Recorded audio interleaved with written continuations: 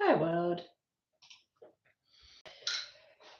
I just thought I'd jump in for 2 seconds and have a chat about the things that I've been looking at in the last couple of hours since last night. It's early, 10 a.m. in the morning here, and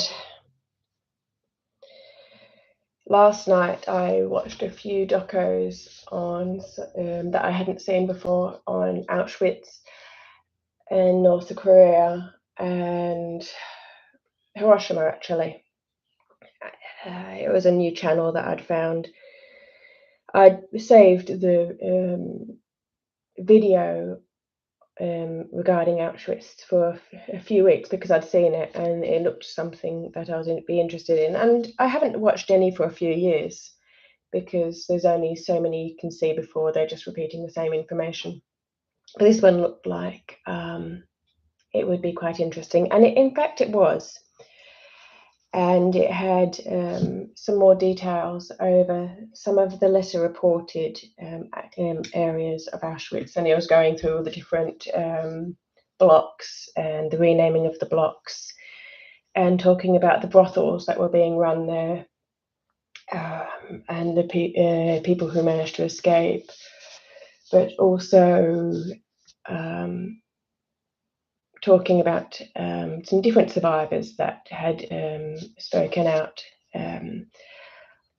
Obviously, many of us have heard about Mangel's studies and that the notorious story of Dr. Death viewpoint. It's nice to see perceptions that really brings a humanity to it, because I was talking to Ellie, my eldest, over text while I was watching it, and we were talking about how sometimes it can feel like it's not a reality because we're not there, and so it's a matter of facts, and you try and put yourself in her place. And I remember as a kid trying to really understand the story of Anne Frank and researching it and reading all the books related to the topic. And now my daughter's Anne Frank's age, she's very, very close to the exact age that Anne Frank was. And it still will never be as real to us as obviously it was to the people that went through it. Yet seeing it from different people's perspectives and hearing their stories and seeing the different footage really does allow us to bring back the humanity of the concentration camps and the labour force there. This doco was talking about the labour force that was developed through the concentration camps and how it wasn't just for extermination, it was to get as much as they could out of the prisoners before they took their lives. It talked about the fact that these people were dehumanized. These people had to do things that they were not proud of just to survive, and that taking away some of their morality and ethics was so hideous. And yet they found ways of still living, still creating singing groups and celebrating things and falling in love and having relationships. And that's not just couple things. It's something that I will always struggle with because I want to understand things so that I can learn and grow through them. And in a way, sometimes we see God in the same manner, that we can know all the facts and yet we'll never be able to grasp how big and who exactly he is until we finally meet face to face. There is an element that we can know a person, and it's almost like it's like online dating without being able to FaceTime or meet. You get to talk to the person and can have the best relationship, but there's this reality that's missing, and no matter what you do, that there is that gap. And it allows for different things to happen in your relationship, and you can become really close having these conversations online, because there is more time and effort put into these relationships, where some things maybe get taken for granted and not stated out loud, because you can demonstrate it and you can relate with body language and all of that. And yet we will always have this thing of not being able to touch the body, not being able to have such a close relationship until the final time. And that is really confronting. And it's one of the things that people really struggle with Christianity. People say it's just a faith. It's just a hope that you can't be sure, and that what the faith is, because you can't prove it. So it is just a hope and a faith. I don't have that viewpoint and definition of faith and hope. I think that there is enough proof of the existence of God, and especially of Jesus and his life and what happened. I think if we're looking for the proof that we normally rely on, there is a substantial amount of proof for Jesus, and that was a part of him coming. And yet the early church, they got to meet and see Jesus, but they didn't get to see and have the evidence collated that we have. And so they would have had just the same sort of fears. And I think that's the difference. It's a fear rather than a doubt. And that's because there's so much brokenness in this world. So I was thinking about that and how it can be really difficult to understand God and understand his reality, and really, really have a personal ownership and understanding of him and his personality and presence in our lives. I can't imagine what that is like as someone with autism. I see my children and I wonder whether it's going to be harder for them or easier, because the whole world is just a list of facts, and the relational and social side of things is experienced differently. Obviously, the standard sentence is, yes, that's on a spectrum, and everyone does experience things uniquely. That is true. And yet autism is a subset that has already identified that they 100% see things differently. And having a relational God, when you do struggle with relational aspects, can be quite difficult. And yet it might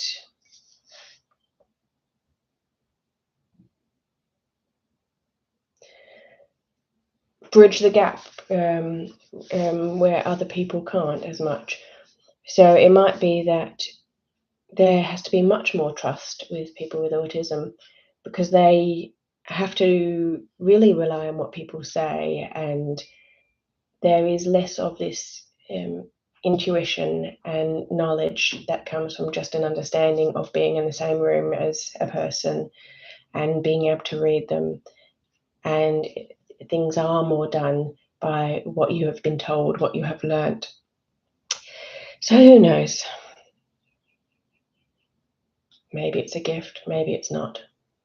I was talking today to someone who, and last night, challenged me about whether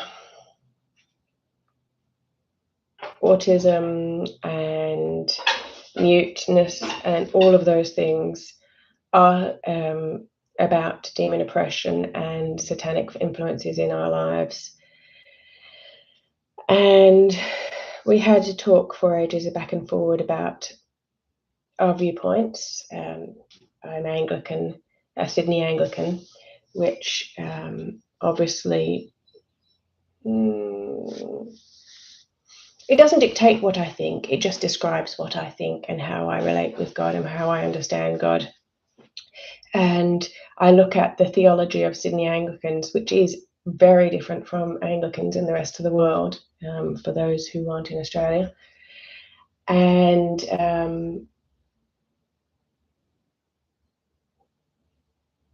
I go, that's the closest thing that actually describes how I see God and how I relate to God and who I am and how I interpret the Bible.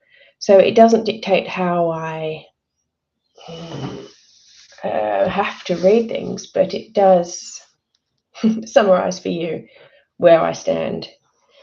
I still believe in spiritual gifts and things that are really relational and charismatic to a certain point.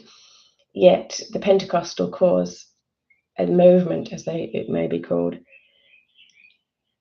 has many things that I can't agree with because I think isn't in the Bible or is misreading the Bible.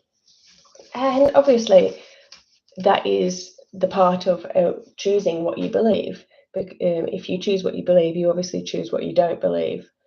And I had a chat and then accepted that I'd watch a few videos of a sermon this morning from a Pentecostal church in America, which discussed depression and all of these different things as actually being specific spirits, demons to be exact. And we were also discussing whether you can have a demon possession or oppression whilst you are a Christian. Now, I don't believe that you can. I think that if you accept Jesus as Lord and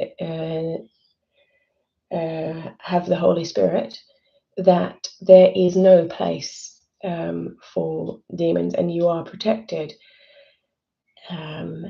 It doesn't mean that we aren't living in a fallen world and there is spiritual warfare going on, but I don't believe that there can be a possession at that point. Yes, you can believe and have issues, but I don't think that's the same as being a Christian and having issues. I think that mental health issues, physical issues, they can be healed. They may be healed, yet I don't think we can box God in and say, this is what God is going to do, because we don't have that right. He is actually in control. And we may advocate and ask and speak with him, and as his children, he's really merciful and he does bless us in so many ways and he's really gracious. However, that doesn't mean he's going to. There will be people who are Christians who have cancer and they die. There are people who are Christians and have depression. There are people who have schizophrenia and are Christians. They aren't mutually exclusive, but what I do see as mutually exclusive is demon possession and being a Christian. So I don't think that schizophrenia can go, oh, well, that's definitely demon possession, and that sort of thing. It was just an interesting thing that I've been considering this morning and trying to delve into. It then is mixed in with my thoughts about the doco that I was watching last night on North Korea. Now, the original dynasty man, King Sun-il. I can't remember his name now. Either way, the grandfather of them all, he was raised as a Christian. And when you go back and look at the way the regime is developed, you can definitely see a mirrored effect of Christianity throughout the way he created this new religion that put him as the God, where you see things that almost look like 10 commandments. You see things that you have to do this, you can't do this, you have to ensure that this is in place and never be looking like this.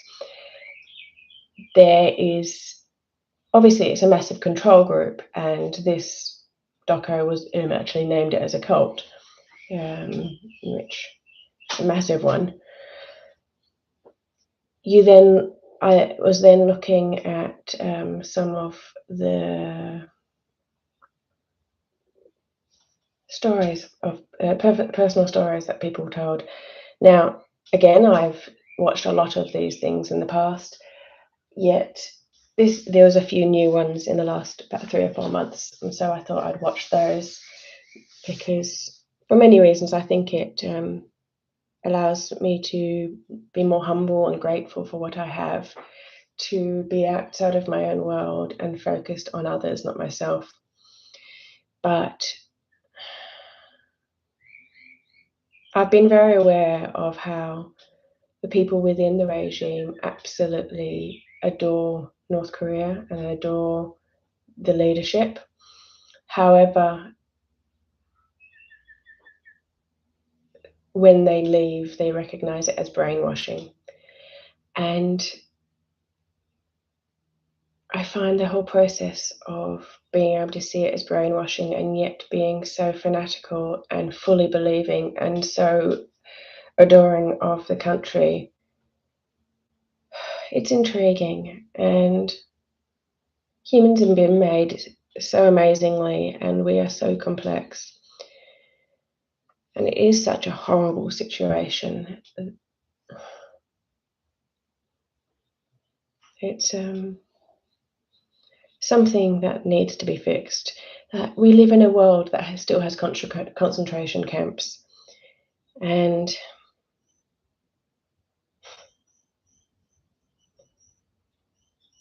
yeah, it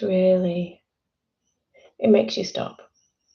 So that's what I was thinking about. I'll come back later and add some more thoughts. I don't have any answers. This doesn't go anywhere because this isn't easy. I am just a nobody. The first step in anything is information and showing sunlight to issues, because, as many people say, that is a great sterilizing agent. And the first step is being transparent and known and communicating and knowledge. If you leave it there, then it is worthless. But we all have to decide what we're going to do about it, whether it be that we just change the way we live our own lives and we can't be doing much about that specific cause, whether it be that we are teaching others and sharing, whether it be that we're advocating, whether we are going and breaking people out. Who knows? But when 9 billion ants see something and just demand change, then things can happen. God bless and love those around you.